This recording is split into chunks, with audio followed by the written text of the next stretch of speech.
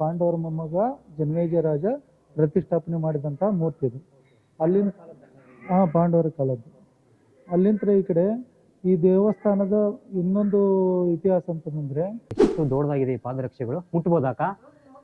ಜೈ ಶ್ರೀರಾಮ್. ಎರಡು ಜೊತೆ ಅಲ್ಲಕ್ಕ?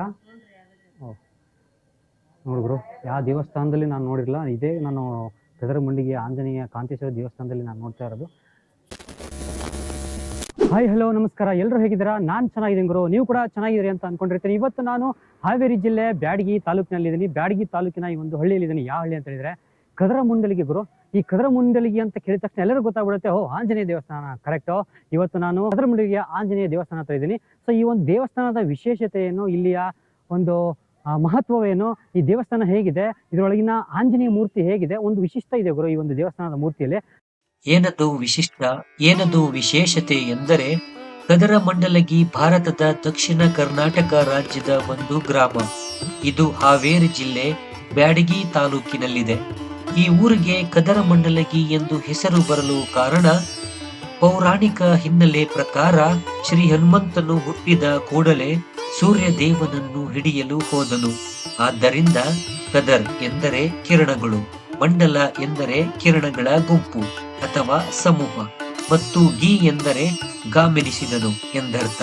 ಶ್ರೀ ಹನುಮಾನ್ ರಾಜ್ಯದ ಅದ್ಭುತವಾದ ಪ್ರಕಾಶಮಾನವಾದ ಕಾಂತಿಯು ಕದರ ಮಂಡಲಗಿ ಎಂದು ಹೆಸರು ಬರಲು ಮುಖ್ಯ ಕಾರಣವಾಗಿದೆ. ಬನ್ನಿ, ಹಾಗಿದ್ರೆ ಕಾಂತೇಶ ದೇವರ ದರ್ಶನ ಮಾಡಿಕೊಂಡು ಪುನೀತರಾಗೋಣ.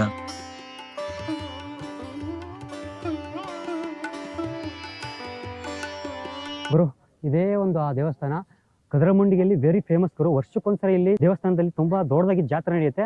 ಸುತ್ತಮುತ್ತ ಹಳ್ಳಿ ಜನಗಳೆಲ್ಲ ಇಲ್ಲಿ ಬರ್ತಾರೆ.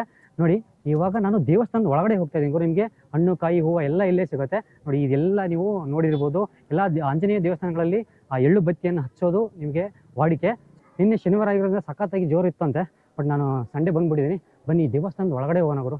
ಇವು ದೇವಸ್ಥಾನದ ಒಂದು ಮೂರ್ತಿ ಇದೆಯಲ್ಲ, ಆಂಜನೇಯ ಮೂರ್ತಿ, ಅದು ಎಷ್ಟು ಸ್ಪೆಷಾಲಿಟಿ ಅಂದರೆ ನನಗೆ ತೋರಿಸ್ತೀನಿ. ಅದು ಏನು ಸ್ಪೆಷಾಲಿಟಿ ಏನು ಅಂತ ನಿಮಗೆ ನೋಡೋರು. ಇದೇ ಕದರಮುಂಡಿಗೆಯ ಆಂಜನೇಯ ದೇವಸ್ಥಾನ ಗುರು. ಬನ್ನಿ, ಆ ಒಂದು ಮೂರ್ತಿನ ನೋಡಿ. ನೀವು ಒಂದು ಶೈನಿಂಗ್ ಇದೆ ಆ ಒಂದು ಕಣ್ಣಲ್ಲಿದೆಯಲ್ಲ, ಎಲ್ಲೂ ನೀವು ನೋಡಿರಲ್ಲ ಈ ಥರ ಒಂದು ದೇವಸ್ಥಾನನ, ಆಂಜನೇಯ ಮೂರ್ತಿಯನ್ನು ನೀವು ನೋಡಿರಲ್ಲ. ಜೈ ಶ್ರೀರಾಮ್. ಆಂಜನೇಯ ಮೂರ್ತಿಯ ಕಣ್ಣುಗಳನ್ನ ನೀವು ಅಬ್ಸರ್ವ್ ಮಾಡಿ. ಅದು ತುಂಬ ಶೈನಿಂಗ್ ಆಗಿದೆ, ತುಂಬ ದೊಡ್ಡದಾಗಿದೆ, ಮತ್ತು ಶೋಲ್ಡ್ರ್ ಕೂಡ ತುಂಬ ದೊಡ್ಡದಾಗಿದೆ ಅಂತೆ. ಇದೇ ಈ ಒಂದು ದೇವಸ್ಥಾನದ ವಿಶೇಷತೆ ಗುರು. ನಮಸ್ಕಾರ.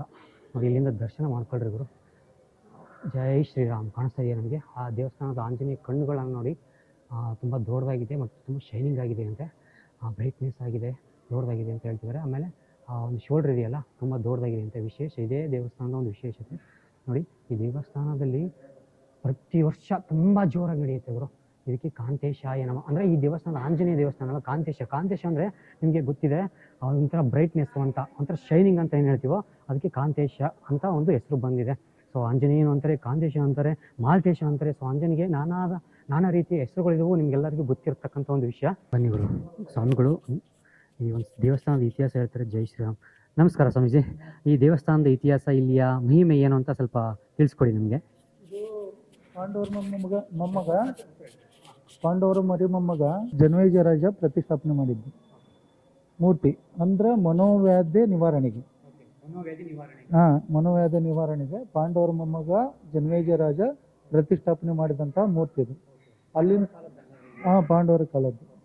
ಅಲ್ಲಿಂದ ಈ ಕಡೆ ಈ ದೇವಸ್ಥಾನದ ಇನ್ನೊಂದು ಇತಿಹಾಸ ಅಂತಂದ್ರೆ, ಅವಾಗ ಈಗ ಪ್ರಾಂತ ಪಾಲಕರು ಅಂತ ಹೇಳಿದ್ದಾಗ ಕೆಂಗಪ್ಪ ನಾಯಕ ಅಂತ ಹೇಳಿ ದಂಡನಾಯಕ, ಅವರು ಅನಾರೋಗ್ಯ ಪೀಡಿತನಾದಾಗ ಈ ಗ್ರಾಮವನ್ನು ಅವನು ಕಾಂತೇಶ ದೇವರಲ್ಲಿ ಸ್ಮರಣೆ ಮಾಡಿದಾಗ ಅವನದು ಆರೋಗ್ಯ ಸುಧಾರಿಸ್ತು. ಅವಾಗ ಈ ಗ್ರಾಮವನ್ನು ಪೋಡಿ ಮುಕ್ತ ಅಂದರೆ ಕಂದಾಯ ಮುಕ್ತ ಗ್ರಾಮ ಅಂತ ಹೇಳಿ ಮಾಡಿದ್ರು. ಅದರ ಒಂದು ಕುರುಗೆ ದೀಪಮಲಿ ಕಂಬಗಳು ಅಂತೇಳಿ ಇದ್ದಾವೆ, ಇದ್ರಿಗಿದಾವಲ್ಲವು, ಅವು ಎಲ್ಲ ದೀಪಮಲಿ ಕಂಬಗಳು ಅದ್ರ ಕುರುಹು. ಹಿಂಗೆ ಒಂದೊಂದೇ ಇತಿಹಾಸವನ್ನು ಹೊಂದಿದೆ. ಅಂದರೆ ತ್ರಿಕಾಲ ಪೂಜೆ ಅಂದರೆ ಬೆಳಗ್ಗೆ ಹನುಮಾವತಾರ, ಮಧ್ಯಾಹ್ನ ಭೀಮಾವತಾರ, ಸಾಯಂಕಾಲ ಅಂದರೆ ರಾತ್ರಿ ಮಧ್ವಾವತಾರ. 3 ಅವತಾರಗಳಲ್ಲಿ ಪೂಜೆ. ಇಲ್ಲಿ 2 ಕಣ್ಣುಗಳು ಸೂರ್ಯ ಸಾಲಿಗ್ರಾಮ ನೇರವಾಗಿರುತ್ತೆ. ಸೂರ್ಯ ಸಾಲಿಗ್ರಾಮ ಅಂತ ಹೇಳಿರುತ್ತೆ. ಈ ಸಾಲಿಗ್ರಾಮದಿಂದ ಆ ಸಾಲಿಗ್ರಾಮಕ್ಕೆ ಬೇಡಿದಂಥ ವರವನ್ನು ಕೊಡುವ ಶಕ್ತಿ ಇದು. ಹಾಗಾಗಿ ಇದು ವಿಶೇಷ. ಇಲ್ಲ ಇಲ್ಲ ಇಲ್ಲ, ಸಾಲಿಗ್ರಾಮ ಅಷ್ಟೇ. ಹಾಂ, ಭರತ ಹುಣ್ಣಿಮೆ ನಂತರ ಬರುವ ಮೊದಲನೇ ಶುಕ್ರವಾರದಿಂದ ಜಾತ್ರೆ ಚಲೋ ಆದರೆ ಸೋಮವಾರಕ್ಕೆ ಮುಗಿಯುತ್ತೆ ಭರತ ಹುಣ್ಣಿಮೆ ನಂತರ. ಹೌದು. ಆಮೇಲೆ ತೆಪ್ಪೋತ್ಸವ ನವಂಬರ್ ತಿಂಗಳಲ್ಲಿ ಕಾರ್ತಿಕ ಮಾಸದಲ್ಲಿ. ಇಷ್ಟು ವಿಶೇಷ ಇದೆ. ಆಮೇಲೆ ಕನಕದಾಸರು ಇಲ್ಲೇ ಇದ್ದು ಮೋಹಿನಿ ತರಂಗಿಣಿ ಗ್ರಂಥವನ್ನು ಬರೆದಿದ್ದಾರೆ. ಇಲ್ಲಿ ಪ್ರತಿ ಬಾರಿ ತಿರುಪತಿಗೆ ಹೋಗುವಾಗ ಬರುವಾಗ ಇಲ್ಲೇ ವಾಸ್ತವವನ್ನು ಹುಡ್ತಾ ಇದ್ರು. ನೋಡಿದ್ರಲ್ಲ ಗುರು, ಈ ದೇವಸ್ಥಾನದ ಇತಿಹಾಸ ಇಷ್ಟು ದೊಡ್ಡದು ಅಂತ. ಸೊ ಇನ್ನೊಂದು ವಿಶೇಷತೆ ಈ ಒಂದು ದೇವಸ್ಥಾನದಲ್ಲಿ ಅದು ಏನಂತ ನಾನು ನಿಮಗೆ ತೋರಿಸ್ತೀನಿ. ತುಂಬ ವಿಶೇಷ ಗುರು. ಈ ಥರ ನೀವು ಪಾದರಕ್ಷೆನ ನೀವು ಎಲ್ಲಾದರೂ ನೋಡಿದ್ರಾ? ಇದೇ ಒಂದು ಆ ಪಾದರಕ್ಷೆ ಶಾಸ ದೇವರ ಗುಡಿ ಅಂತ ಕದರಮಂಡಲಿಯ ದೇವಸ್ಥಾನದಲ್ಲಿ ಒಂದಿದೆ. ಬನ್ನಿ, ಒಂದು ಪಾದರಕ್ಷೆನ ನಾನು ನಿಮಗೆ ತೋರಿಸ್ತೀನಿ. ಅಕ್ಕ ನಮಸ್ತೆ. ಅಕ್ಕ, ಈ ಪಾದರಕ್ಷೆಗಳ ಬಗ್ಗೆ ನೀವು ಸ್ವಲ್ಪ ಹೇಳ್ಬೇಕು ನಮಗೆ. ಒಂದೇ ನಿಮಿಷ ಅಕ್ಕ. ನೋಡ್ಗುರು ಎಷ್ಟು ದೊಡ್ಡದಾಗಿದೆ ಈ ಪಾದರಕ್ಷೆಗಳು. ಮುಟ್ಬೋದಾ ಅಕ್ಕ? ಜೈ ಶ್ರೀರಾಮ್. 2 ಜೊತೆ ಅಲ್ಲ ಅಕ್ಕ? ಓ, ನೋಡ್ಗುರು, ಯಾವ ದೇವಸ್ಥಾನದಲ್ಲಿ ನಾನು ನೋಡಿರಲಿಲ್ಲ. ಇದೇ ನಾನು ಕದರಮಂಡಿಗೆ ಆಂಜನೇಯ ಕಾಂತೇಶ್ವರ ದೇವಸ್ಥಾನದಲ್ಲಿ ನಾನು ನೋಡ್ತಾ ಇರೋದು. ಏನು ವಿಶೇಷತೆ ಇದ್ರದ್ದು? ವರ್ಷಕ್ಕೊಂದ್ ಜೊತೆ ಸೈತಾವ್ರಿ. ಇಷ್ಟಲ್ಲೇ ವರ್ಷಲ್ಲಿ ವರ್ಷಕ್ಕೊಂದ್ ಜೊತೆ ಹೊಸ ಮಾಡಿಸ್ತಾವ್ರಿ. ರಾತ್ರಿ ಹನುಮಪ್ಪ ಹಾಕ್ಯಂತ ಸಂಚಾರ ಮಾಡ್ತಾನಂತ ನಂಬಿಕೆ ರೀ. ಇಲ್ಲಿ ಪ್ರತಿ ವರ್ಷನೇ ತೆಗಿತಾವ್ರಿ. ಹ್ಞೂನ್ರಿ, ಸವಕಳಿ ಬರ್ತಾವ್ರಿ ವರ್ಷಗತ್ರಿ. ಇಲ್ರಿ, ಒಂದ ಜೊತೆ ಚೇಂಜ್ ಮಾಡ್ತಾವ್ರಿ. ಅದನ್ನ ಹಳೇದ್ ಹೋದ ವರ್ಷದ ಹೊಳಿಗ್ ಬಿಡ್ತಾವ್ರಿ. ಇವನ್ನ ಆ ಕಡೆ ಇಟ್ಟು ಮತ್ತೆ ಇವ್ರ ಹೊಸ ಇಲ್ಲಿ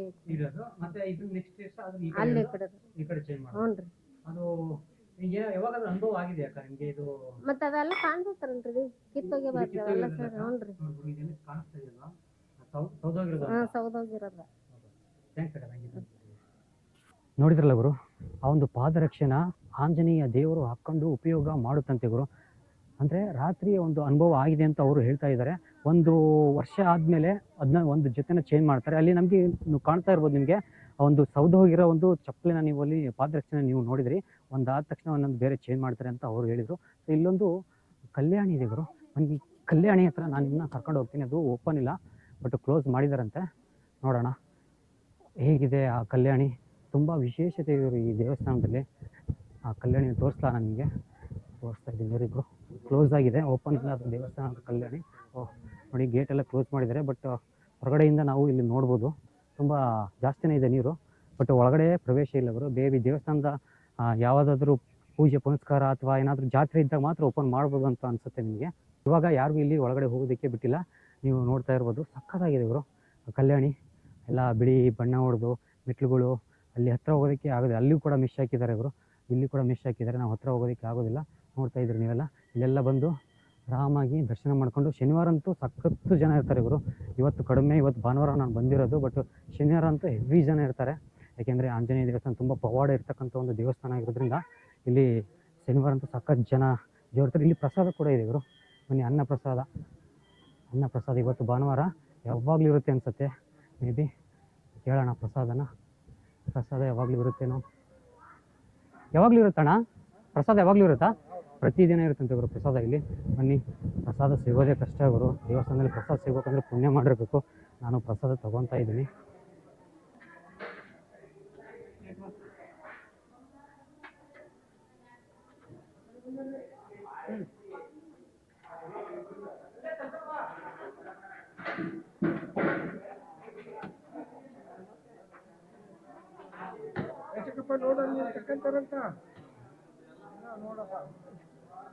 ಗುರು, ಪ್ರಸಾದ ಸಿಗ್ಬೇಕಂದ್ರೆ ಪುಣ್ಯ ಮಾಡಿರ್ಬೇಕು ಗುರು. ನನಗೂ ಪ್ರಸಾದ ಸಿಕ್ತು. ನಾನು ಇವಾಗ ಪ್ರಸಾದ ತಗೊತೀನಿ. ತುಂಬ ಖುಷಿ ಆಯಿತು. ಯಾವಾಗಲೂ ಇರುತ್ತಂತೆ ಗುರು ಇಲ್ಲಿ ಕದರಮಂಡಲಗಿ, ಬ್ಯಾಡಗಿ ತಾಲೂಕು, ಹಾವೇರಿ ಜಿಲ್ಲೆ ಬ್ಯಾಡಗಿ ತಾಲೂಕು. ಇಲ್ಲಿ ಯಾವಾಗಲೂ ಪ್ರಸಾದ ಇರುತ್ತೆ. ನೀವು ಈ ಕಡೆ ಬಂದರೆ ದರ್ಶನ ಮಾಡ್ಕೊಂಡು ಆರಾಮಾಗಿ ಪ್ರಸಾದ ತಗೊಂಡು ಹೋಗ್ಬೋದು ಗುರು. ದೇವಸ್ಥಾನದ ಸುತ್ತಮುತ್ತ ಒಂದು ಒಳ್ಳೆ ಪಾಸಿಟಿವ್ ಎನರ್ಜಿ ಅಂತ ಹೇಳ್ಬೋದು ಗುರು ಇಲ್ಲಿ. ಏಕೆಂದರೆ ತುಂಬ ಇವತ್ತು ಭಾನುವಾರ, ಶನಿವಾರ ಆದರೆ ಒಂಥರ ಲೆಕ್ಕ, ಭಾನುವಾರನೂ ತುಂಬ ಜನ ಸೇರ್ಕೊಂಡಿದ್ದಾರೆ ಇಲ್ಲಿ. ಯಾಕೆಂದರೆ ಅಷ್ಟೊಂದು ಫೇಮಸ್ ಗುರು ಈ ಒಂದು ಜಾಗ. ನೋಡಿ, ಇದು ಕಾರ್ಯಾಲಯ ಇವರು. ಈ ಒಂದು ಆಫೀಸು ಏನಾದರೂ ನೀವು ದೇವಸ್ಥಾನದ ಆಫೀಸ್ ಏನಾದರೂ ಎನ್ಕ್ವೈರಿ ಮಾಡ್ಬೇಕಂದ್ರೆ ಅಲ್ಲಿ ಮಾಡ್ಬೋದು. ಇಲ್ಲಿ ಶ್ರೀ ಭಕ್ತ ಕನಕದಾಸರ ಒಂದು ಪ್ರತಿಮೆ ಇದೆ ಗುರು ಇಲ್ಲಿ. ಬನ್ನಿ ಗುರು ನೋಡೋಣ. ಭಕ್ತ ಕನಕದಾಸರ ಒಂದು ಪ್ರತಿಮೆ ಗುರು. ನೋಡಿ, ದರ್ಶನ ಮಾಡ್ಕೊಳ್ಳಿ. ಎಲ್ಲ ತುಂಬ ವಿಶೇಷವಾದ ಒಂದು ದೇವಸ್ಥಾನ ಅಂತ ಹೇಳ್ಬೋದು ಗುರು. ಈ ಕದರಮುಂಡಿಗೆ ದೇವಸ್ಥಾನ ಇಡೀ ಸುತ್ತಮುತ್ತ ತಾಲೂಕಿಗೆ, ಇಡೀ ಜಿಲ್ಲೆಗೆ, ಹಾವೇರಿ ಜಿಲ್ಲೆಗೆ ಗೊತ್ತು ಗುರು ಈ ದೇವಸ್ಥಾನದ ಒಂದು ಮಹತ್ವ ಏನು, ಈ ಒಂದು ವಿಶೇಷತೆ ಏನು ಅಂತ. ಸೊ ಈ ಒಂದು ಸುತ್ತಮುತ್ತ ನೀವೇನಾದರೂ ಹಾವೇರಿ ರೂಟಲ್ಲಿ ಹೋಗ್ಬೇಕಾದ್ರೆ, ಏನಾದರೂ ಬ್ಯಾಡಿಗೆ ಮಾರ್ಕೆಟಿಗೆ ಹೋಗ್ಬೇಕಾದ್ರೆ, ಎಲ್ಲಾದರೂ ನೀವು ಹೋಗ್ಬೇಕಾದ್ರೆ ಈ ಒಂದು ದೇವಸ್ಥಾನಕ್ಕೆ ಬನ್ನಿ, ದೇವರ ದರ್ಶನ ಮಾಡ್ಕೊಂಡು ಹೋಗ್ರಿ ಗುರು. ತುಂಬ ಒಂದು ಫೇಮಸ್ ದೇವಸ್ಥಾನ, ಒಳ್ಳೆ ಶಕ್ತಿಯುತವಾದಂಥ ದೇವಸ್ಥಾನ ಅಂತ ಹೇಳ್ಬೋದು ಈ ಒಂದು ಕದರಮುಂಡಿಗೆ ದೇವಸ್ಥಾನ. ಇಲ್ಲಿ ಕಲ್ಯಾಣ ಮಂಟಪ ಕೂಡ ಇದೆ ಇವರು 1979 ಸ್ಥಾಪನೆ ಆಗಿದೆ ನೋಡಿ. ಎಷ್ಟು ಹಳೇ ಒಂದು ಕಲ್ಯಾಣ ಮಂಟಪ ಇದು ಇಲ್ಲಿ ಇದೆ. ಆ ಕಡೆ ನಾವು ಪ್ರಸಾದ ತಗೊಂಡ್ವಲ್ಲ ಅಲ್ಲಿದೆಯಲ್ಲ, ಆ ಪ್ರಸಾದ ದಿನಾ ಪ್ರಸಾದ ಕೊಡ್ತಾರೆ ಗುರು. ಇಲ್ಲಿ ದಿನಾ ಪ್ರಸಾದ ಇರುತ್ತೆ. ನಾನು ಪ್ರಸಾದನ ಸೇವನೆ ಮಾಡ್ಕೊಂಡು ಬಂದೆ. ಸೊ ಸಖತ್ ಖುಷಿ ಆಯಿತು. ಒಳ್ಳೆ ಜಾಗ ಅಂತಲೇ ಹೇಳ್ಬೋದು. ಅಲ್ಲಿ ಕಲ್ಯಾಣಿ ಕೂಡ ಇದೆ. ನೀವು ಅಲ್ಲಿ ಕಲ್ಯಾಣಿ ಒಳಗಡೆ ಹತ್ರ ಬಿಡೋದಿಲ್ಲ, ದೂರದಿಂದ ನೀವು ನೋಡ್ಬೋದು. ಅಲ್ಲಿ ರಾಘವೇಂದ್ರ ಸ್ವಾಮಿ ದೇವಸ್ಥಾನ ಇದೆ, ಆಂಜನೇಯ ದೇವಸ್ಥಾನ ನೋಡಿದ್ರಿ, ಕನಕದಾಸರ ಒಂದು ಮೂರ್ತಿನ ನೋಡಿದ್ರಿ ಗುರು. ತುಂಬ ಖುಷಿ ಆಗುತ್ತೆ ಗುರು ಈ ಒಂದು ದೇವಸ್ಥಾನಗಳಿಗೆ ನಾವು ಬಂದರೆ. ಸೊ ಮತ್ತೇನಿದೆ ಗುರು ಇಲ್ಲಿ ನೋಡೋದಕ್ಕೆ, ತೋರಿಸ್ತೀನಿ ಗುರು. ಈಗ ಎಂಟ್ರೆನ್ಸ್ ಹತ್ರ ಹೋಗ್ತೀನಿ ಗುರು, ಹೊರಗಡೆ ಹೋಗಿ ನಿಮಗೆ ತೋರಿಸ್ತೀನಿ ಏನಿದೆ ಅಂತ. ಗುರು ದೇವಸ್ಥಾನದ ಹೊರಗಡೆ ನಾನು ಇವಾಗಿದ್ದೀನಿ. ಸೊ ಇಲ್ಲಿ ಹೊರಗಡೆ ಏನಂದರೆ ನಿಮಗೆ ಪಾರ್ಕಿಂಗ್ ವ್ಯವಸ್ಥೆ ತುಂಬಾ ಸಖತ್ತಾಗಿದೆ ಗುರು. ಇಲ್ಲಿ ನೋಡಿ ಕಾರ್ಗಳು ಎಲ್ಲ ಬಂದು ನಿಂತ್ಕೊಂಡಿದ್ದಾವೆ ದರ್ಶನ ಮಾಡೋದಕ್ಕೆ. ಬೈಕು ಕಾರು ನಿಂತೋದಕ್ಕೆ ಆರಾಮಾಗಿ ಜಾಗ ಇದೆ. ಈ ಕಲ್ಯಾಣಿ ಇದೆಯಲ್ವಾ, ಈ ಕಲ್ಯಾಣಿ ಹಿಂದ್ಗಡೆನೇ ಈ ಒಂದು ಜಾಗ ಇದೆ. ಆರಾಮಾಗಿ ನೀವು ಪಾರ್ಕಿಂಗ್ ಮಾಡ್ಕೊಂಡು ದೇವಸ್ಥಾನದ ದೇವರ ದರ್ಶನ ಮಾಡ್ಕೊಂಡು ನೀವು ಹೋಗ್ಬೋದು. ಸೊ ಇಲ್ಲೆಲ್ಲ ಜನ ಜಾಸ್ತಿ ಇದ್ದಾಗ ಅಲ್ಲಿ ಮೇಲೆಲ್ಲ ಇದು ಮಾಡಿದ್ದಾರೆ ಗುರು, ಕುತ್ಕೊಳ್ಳೋಕ್ಕೆ, ಮೇಲೆ ಓಡಾಡೋದಕ್ಕೆ, ಆಮೇಲೆ ಸ್ಟೇರ್ಕೇಸ್ ಥರ ಮಾಡಿದ್ದಾರೆ. ಸೊ ಕಾಣಿಸ್ತದಲ್ಲ, ಯಾಕೆಂದರೆ ಜಾತ್ರೆ ದಿವಸ ಜನ ಜಾಸ್ತಿ ಬರ್ತಾರಲ್ಲ, ನಿಮಗೆ ಗೊತ್ತಿರುತ್ತೆ. ಸೊ ಆ ಒಂದು ಕಾರಣಕ್ಕೆ ಇಲ್ಲೆಲ್ಲ ಮೇಲೆ ಮಾಡಿದ್ರೆ ದೇವಸ್ಥಾನಕ್ಕೆ ಹೋಗೋ ದಾರಿ ಇದು ಗುರು.